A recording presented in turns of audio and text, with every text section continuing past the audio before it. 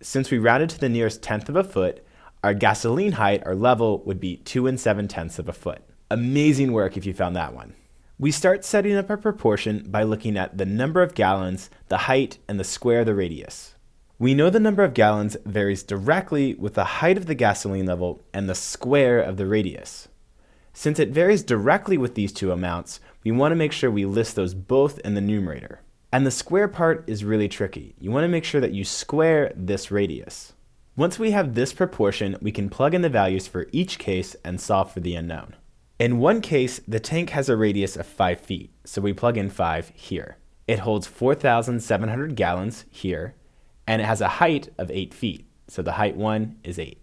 In the second case, we're looking for the height of the gasoline level, so that will be h. At some unknown height, h, the radius will be 4 feet, so the second radius is 4, and the number of gallons that the tank will hold will be 1,000, so gallons 2 is 1,000. Now we want to solve this equation for h.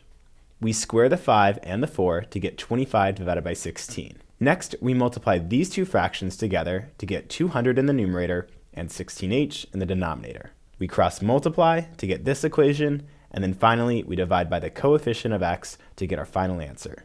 We get a decimal for our answer, and we want to round to the nearest tenth. Because the value next to the 6/10 is a 5, we round up. If this value were lower than 5, then we would round down and keep our answer as 2 6/10. But for 5 or greater, we round up, so we get 2 7/10. This is the height level for our gasoline tank that holds 1,000 gallons and has a base radius of 4 feet.